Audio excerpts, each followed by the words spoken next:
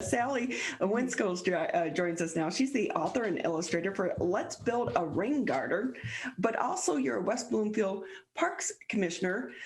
Sally, thank you so much for being with us. Thank you. Thank you for having me. I will say the illustration, the front cover for your book, super adorable. Thank you so much. So let's start off with the book. Okay. How did you come up with this and go from that spark of creativity to actually finishing it?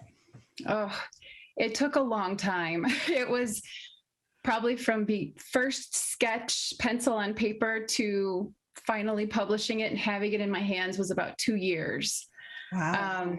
I picked up one of these blank journals at the craft store, and I just started sketching flowers and that were in my rain garden, because there they were. I could study them. It was this classroom for me, and they were my subject. And I just wanted to put all my ideas down. And then I thought, oh, maybe I could make a little trifold pamphlet and give it to the environmental department to have in their kiosk. It was never going to be a book. It was just going to be like a flyer or something, just to get the word out about native plants. And then I started doing more sketches. And then I actually wrote an article. It was like a preliminary prelim to the book for the Chaldean News. I was writing for them for a little bit as just a freelancer, and they picked up the rain garden story. And so I had a real deadline to meet. So I had to have some sketches done, like professional.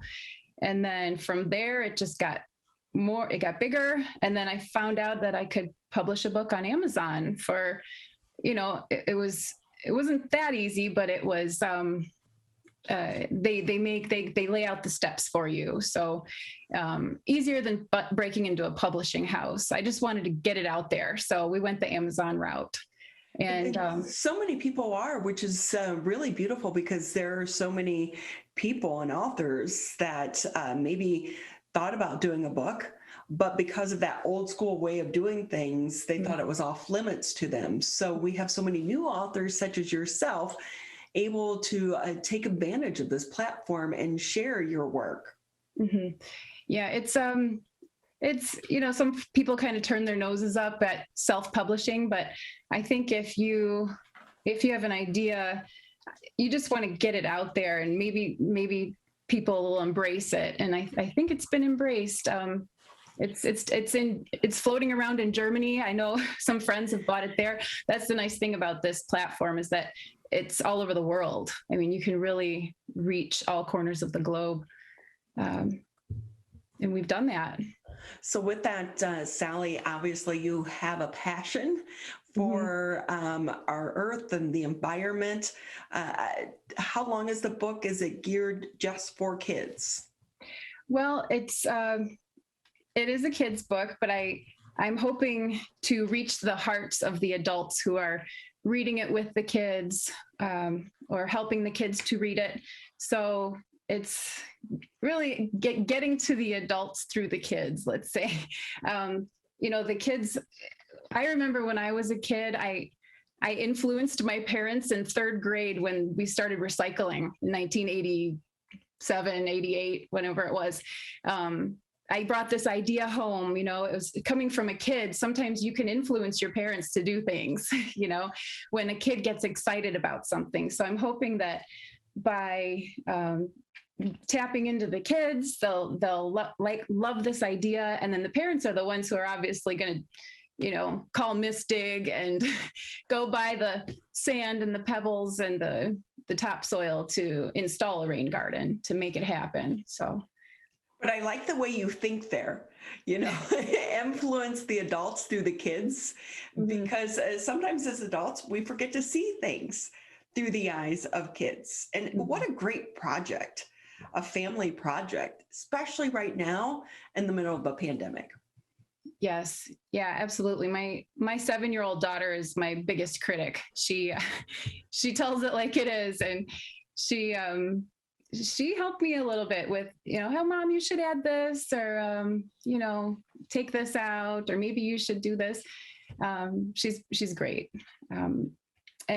they're out there exploring. I call it, our nature classroom. We have 4 rain gardens at my house. And when it rains, we're so excited. Let's go see the rain gardens fill up. Let's, watch them come to life, and they fill up temporarily. It's just a temporary pond. So you don't have to worry about mosquitoes or anything. And then within 24 hours, the water drains out into this earth, because you've got these deep rooted native plants in there that are absorbing. They're like fingers going down, embracing the earth and really absorbing all that storm water. So with that, Sally, where can people find the book? On Amazon, you said?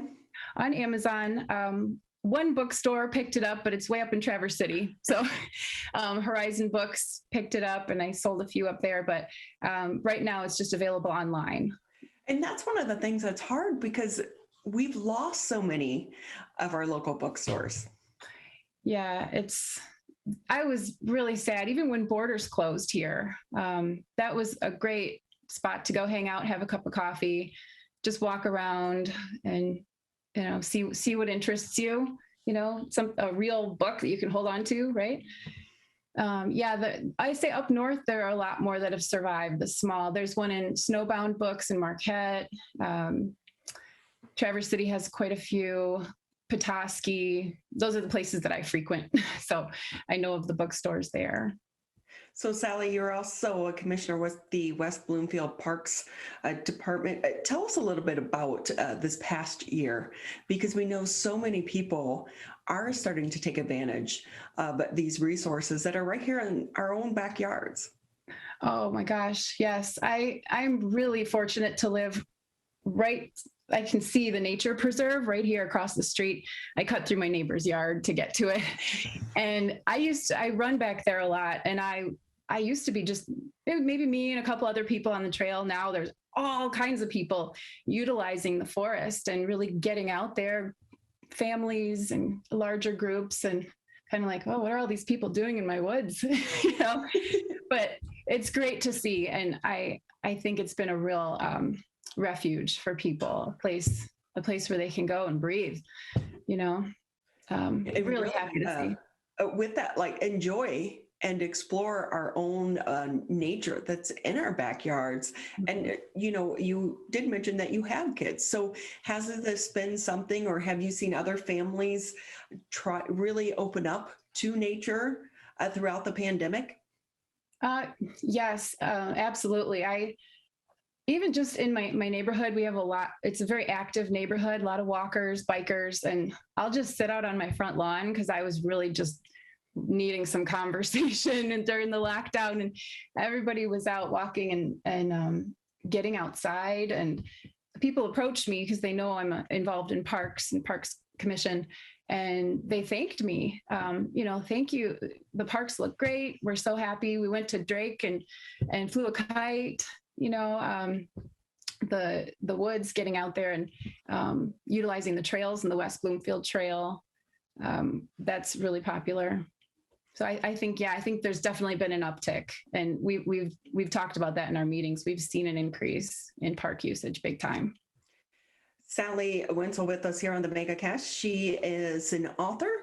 She wrote the book, Let's Build a Rain Garden, but she's also on the West Bloomfield Parks Commission. With that too, if people do want to build a rain barrel, is it hard?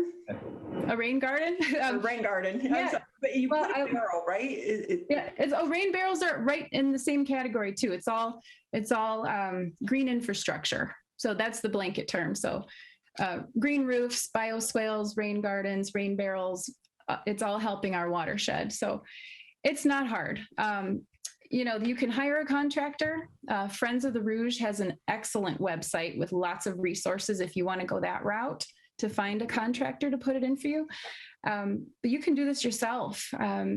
You really find a downspout, or if you've got a downspout outlet, or a sump pump outlet is a great spot to do this. And I'll show you a picture here. You can see I have a little diagram inside of just the real basics of how to call Miss Dig first. I gotta say, just be sure to do that. Don't want to run into any problems. You're gonna dig a little dip and maybe the size of a small car. And depending on the size of your house, maybe a little bigger, because you're getting all that runoff from the roof that's going, that would otherwise just run into the street or over that hard packed lawn surface. You know, we've got all these turf grass lawns and it's really compact earth and the water just runs right off. So you're catching the water in this this dip that you've dug out, and you're going to lay down some gravel or some pea gravel, and then it's like a parfait. So you've got the pea gravel here. That's a great analogy, by the way. A parfait, yes, an environmental parfait in your yard. So you've got gravel, sand, topsoil, and you can see the water-friendly plants here, like the blue flag iris, that's a native. And then up on the edges, like mine, I have a berm that's all wild mint, and it smells great. You're attracting all these pollinators at the same time. So I would say, yes, it is. We'll say from easy to hard, it's more on the easy. Yeah. We can like do it. We like easy. But with that too, how do you become so passionate about this? Well, going back to just growing up, most of my growing up north and hiking and camping and always being in nature, and my parents taking us to the most rustic campgrounds possible. You're washing your hair in the lake. There's no bathrooms, you know. Being around nature and then moving back down to the city, urban environment. I moved to this small lake here in West Bloomfield. And the first summer that we moved into this house that we bought, there was a fish kill on the lake, and it was devastating. I was sitting there on my little deck down by the water in tears, just 3 months pregnant, so extra tears, and just what is going on? There's all these dead fish everywhere. The oxygen level in the lake had dropped to like 0.7. Marshall Labadie came over and tested the water, and we were all just standing there in shock, like, oh, this lake was suffering big time. And so I joined the HOA right away. So Carolyn Irie, my dear friend, said, well, join the board. Let's, come on and let's solve this problem. And she signed me up for a lakes health course online at MSU. So I dove right into educating myself about everything watershed, lake health, algae, natural shorelines, rain gardens. I'm like, how do I solve this problem? This is my backyard, and this neighborhood of 177 households. This is the center of our neighborhood, this lake. And it was just like in the fast lane, and I discovered everything. First, we did a natural shoreline over at the park. We did 4,000 square feet of native plantings. That helps to filter stormwater and all the crud going into the lake. But something that every individual homeowner can do is put in a rain garden to help filter pollution and runoff and sediment going into a small, shallow lake like we have. So that was really what sparked my passion for this, was solving a really big problem. And I foresee this isn't going to be the only lake where this happens. As maybe temperatures increase, population density increases. This is a small problem, but it is actually happening in Lake Erie right now. The algae blooms, the excessive fertilizer. We're just taking baby steps. This is a baby step that you can take at home. Everybody can do their part. So it really is, because sometimes when we think about it, it can be overwhelming, and people feel like one person can't make a difference. So something like this, when we break it down into steps and we find that passion, sometimes it comes through the eyes of children to help us make these little steps. And if we all make little steps, they turn into big steps. And I know one of the things you also suggest, growing a freedom lawn. Yes. What exactly is that? Oh, I love that word. My dear friend Beth, she's a landscape architect. I have to attribute that phrase to her. Freedom lawn. She's my garden mentor, and so let the dandelions grow. For goodness sake. I will say, I kind of have a hard time with that one. I know. It's so, everything's so uniform. Green lawn, everything has to look like a golf course. And it's really hard to be the weirdo on the block. I'm the weirdo on the block. But I have this huge patch of violets and dandelions and plantain, which is another medicinal plant. And we eat our lawn. I say I eat my lawn. I don't put any chemicals on it, no fertilizers. And the clover is actually a deeper, darker green than grass, and you don't have to water it as much. So a freedom lawn is just kind of what it is. It's a natural lawn. So it's helping the pollinators. The bees have a way station, to come and relax. They don't have to go searching for miles for a flower. But we make dandelion jelly. I tried it for the first time last year. Not kidding, just for fun. 1 jar. You can put violets in your salad. You can, and all of this. The Freedom Lawn is it goes right in the state with green infrastructure, watershed health. You can do this at home. This is your little piece of the puzzle. You're helping to keep the watershed clean. The fertilizers and the herbicides and the toxic stuff that's just on all this lawn turf grass out there. Sorry, I get really excited about this because I drive like along these long stretches, and it's just, I call it death grass everywhere, just with no flowers at all, nothing. And maybe that's beauty to some people. It's all in the eye of the beholder, right? But really, it's a problem. Yeah, and I know that, for a lot of people, like when you have pets, you're very careful about what you put on your lawns. Because we think about our pets and we think about our kids playing in there, and you don't want them to touch the grass and touch the soil, and then, it goes into their mouths. So there is a little bit of this that we can all take part in to take care of Mother Earth, and your passion is very evident. Again, tell people where they can get the book, the name of the book, and where they can find it. Okay, it's Let's Build a Rain Garden, and you can find it on Amazon.com. Just search the title or search my name, and you can order it there. I know West Bloomfield Parks gave a bunch of copies away for door prizes at the Earth Day celebration yesterday, and they are very. I have to plug West Bloomfield Parks here, so they're really big on native plants and pollinator friendly areas in the parks. There's a lot of no-mow areas, and they're very conscious of that. We are very conscious of that. And there is a native plant sale coming up.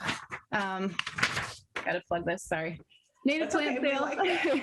We all live in this community together. So if you're interested, this might be a good way to get started on your rain garden. Native plant sale. There's pre-orders between May 16th to May 20th. You have to pre-order. Go on the West Bloomfield Parks website. And then there's curbside pickup from 9 to 12 on May 22nd at Marshbank. So usually it's just an on-site, go shopping, but this year it's pre-order. So if you are interested and excited about building a rain garden, you gotta, you want to get your plants. That's a great way to start. Get the plants, and there they are. They need to go in somewhere. So you can do this. You can do this. It start small, and then, you can make it bigger as we continue to go, but you have to just at least start, right? Yep. And we can all care for this earth together. Sally, thank you so much for being with us. You're very passionate, and the book is amazing. The illustration, the cover looks incredible. So congratulations to you for writing it. Are you busy on a second one now? I am. Yes, I'm about halfway through. It's called Dr. Buttonbush. So he's a Michigan green frog. I'll show you a little picture of him. And a buttonbush is I have him all over my backyard. So here's Dr. Buttonbush. He's reading a book. You can see him here. Cute, adorable. He reads all the time, and he's interested in saving his habitat. And buttonbush is a very interesting shoreline plant that often gets wiped out and cut down when someone moves into a home on a lake. And so we want to save the buttonbush and save the frogs. So here's his little hammock. So he lives there very comfortably. So don't chop down your buttonbush. And he's got some friends that are helping him solve this problem. So we'll see. Maybe that'll be done in 2 more years. I don't know. You're very creative though, and you're helping our community and helping the earth at the same time.